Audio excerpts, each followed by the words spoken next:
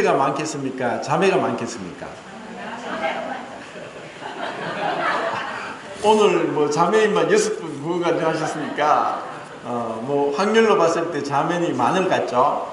그런데 아닙니다. 50% 50%입니다.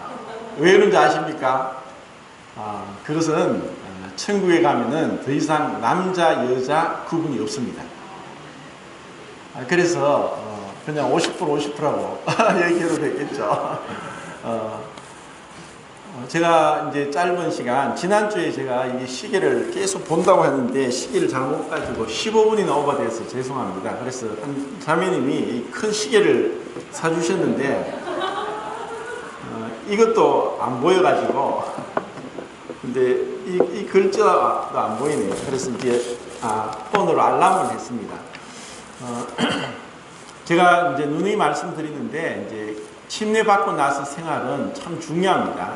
구원받고 나서 하나님이 우리를 그냥 이 세상 가운데서 혼자 살도록 내버려 둔 것이 아니라 이 구원이란 이 진리의 말씀, 이 구원의 복음, 생명의 말씀이 담겨져야 될 금그릇을 준비하시는데 보배를 아무런 그릇에 담을 수 없죠, 그죠?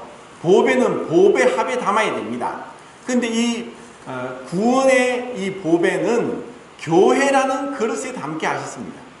그럼 교회는 무엇이냐? 교회는 구원받은 사람들이 이제 서로 지체가 되어서 그리스도의 몸의 한 지체가 된 것입니다. 이것이 로마서 12장 4절 말씀입니다.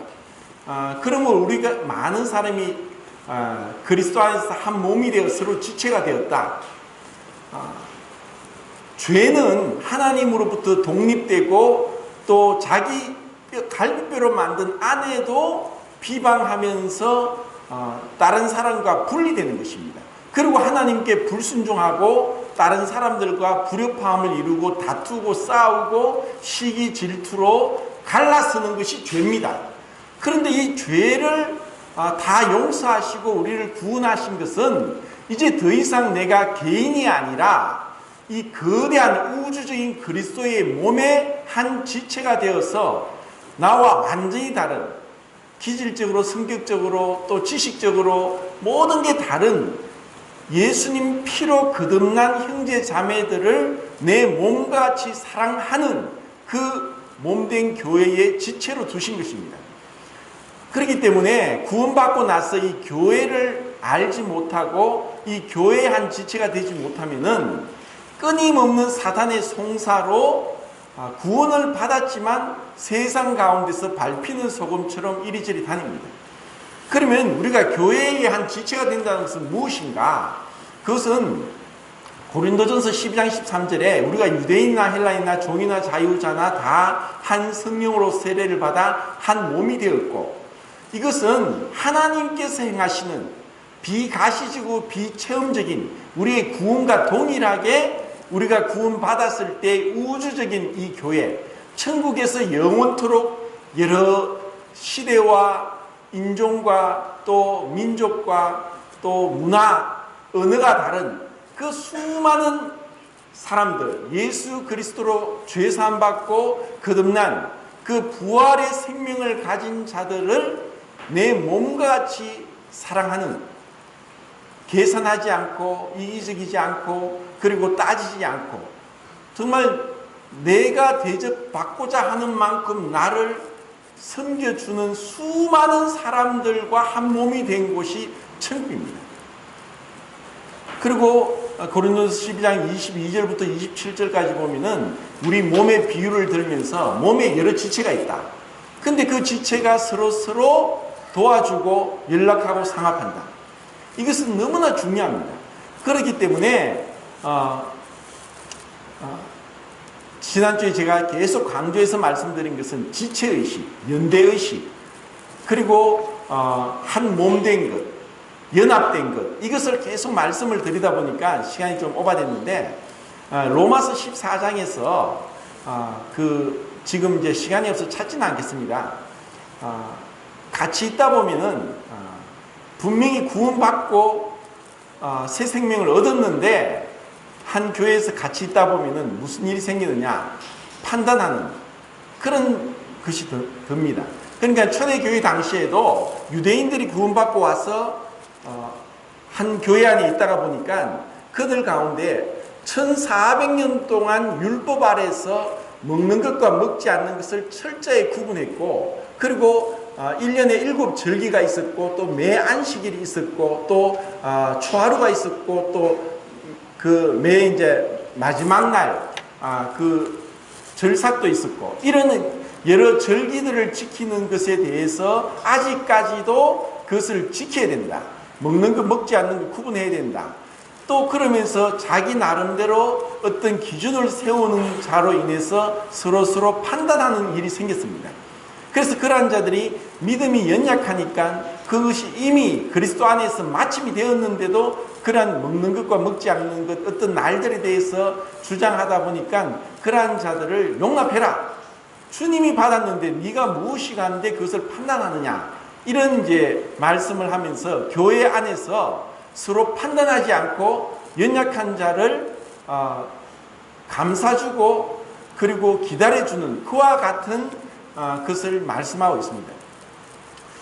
그리고 제가 이제 25년 동안 결혼 생활을 하면서 저희 아내된 자매가 뭐 점수로 면 99점입니다.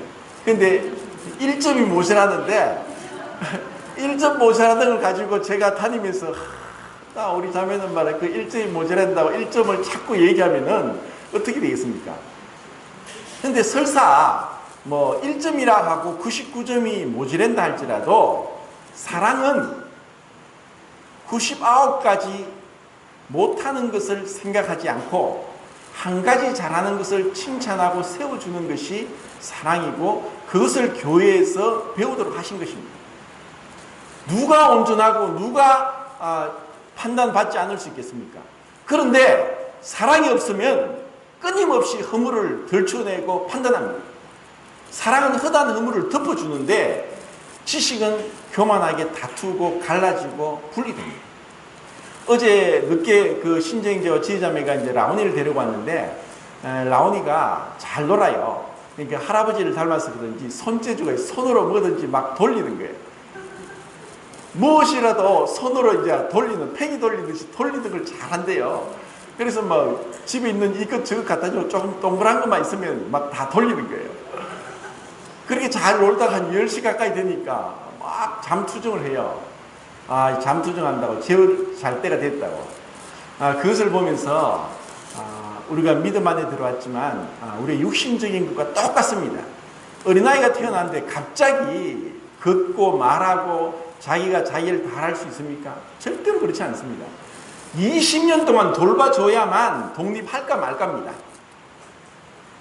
그것처럼 믿음 안에 똑같습니다. 믿음 안에 이제 구원받고 들어왔는데 내 기준으로 뭐 이러니 저러니 하고 판단하고 또 나무란다면은 누가 이 교회에 붙어 있겠습니까? 저도 30년이 지났지만 아직까지 부족함이 많습니다. 그래서 이런 기준에 의해서 우리가 서로 용납하는 것을 배워야 됩니다. 사실 내 자신도 보면 또 우리 중에 누구도 수십 년 동안을 엎치락 뒤치락 정말 똥오줌 못 가리면서 왔는데 앞선 성도들이 인내하고 기다려주고 기도하고 섬겨주고 감사줬기 때문에 여기까지 온 것입니다. 그런데 이제 얼마 안 되는데 뭐 5년이 됐는데 뭐 6년이 됐는데 아직까지 기적이 차냐 이렇게 판단한다면은 그것은 사랑이 없기 때문에 내 기준대로 판단하는 것입니다. 그리고 사도행전 15장에 보면은 위대한 두 사도가 서로 다툽니다. 바울과 바나바가 1차 전도 여행을 갔다 오고 나서 이제 바울에게 우리가 1차 전도 여행을 갔었는데 그곳에서 복음을 전한 곳에 다시 한번 가보자. 그들이 믿음 안에 든든히 서 있는지 다시 확인하러 가자 해서 2차 전도 여행을 계획했습니다. 그때 바나바는 함께 갔던 마가 요한을 데리고 가자고 했습니다. 그건 어떻게 보면 자기 생질이기 때문에 마가 요한을 바나바 챙기고자 하는 마음이 있었는데 마가 요한은 1차 전도 여행이 따라갔다가 너무 힘드니까 중도에서 포기하러 도망가 버렸습니다. 그러니까 바울은 안 돼. 중도에 포기하고 도망간 자를 지금 데려가면 우리가 전도하는데 전쟁을 하는데 힘이 빠지고 안 돼. 그래서 바나바와 바울이 심히 다투는 거예요. 심히 다투다가 결국은 바울은 실라를 데리고 바나바는 마가 요한을 데리고 따로 다르게 이제 전도 여행을 갑니다. 그러고 나서 시간이 지나서 바나바는 마가 요한의 믿음 없이 도망간 그런 연약한 자를 붙들어주고 나중에는 마가 요한이 베드로에게 바울에게 든든한 동력자가 됩니다. 그리고 마가 요한이 베드로와 함께 동력하면서 마가복음을 기록하게 됐습니다. 그리고 사도 바울도 나이가 들어서 마가 요한을 나에게 데려오느라 그거 나에게 꼭 필요하다 하면서 이 마가 요한이 세워졌습니다. 그럼 이것은 어떻게 해서 그 위대한 사도 바울이 마가 요한을 그렇게 내치고 바나바와 다투었느냐? 이것은 은사적인 문제로 분별합니다. 바울은 마치 전도자였고 그리고 바나바는 목회자였습니다. 그러니까 우리 안에 은사가 다 다릅니다.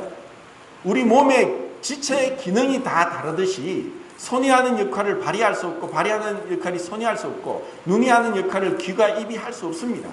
그러니까 그 은사의 다양함을 인정하고 그리고 주님의 마음을 갖고 기다려주고 또 99가지 잘못하더라도 한 가지 잘하면 칭찬하고 그럴 때 우리는 교회에 오는 것이 기쁨이 되고 자연스러워집니다. 어느 기준으로 로마서 14장 믿음이 연약한 자에 대해서 윌리엄 맥도날드 행자님이 이렇게 이제 설명합니다. 중요하지 않은 문제에 근거가 없는 잣대로 그 주장하는 자를 믿음이 연약한 자라고 합니다.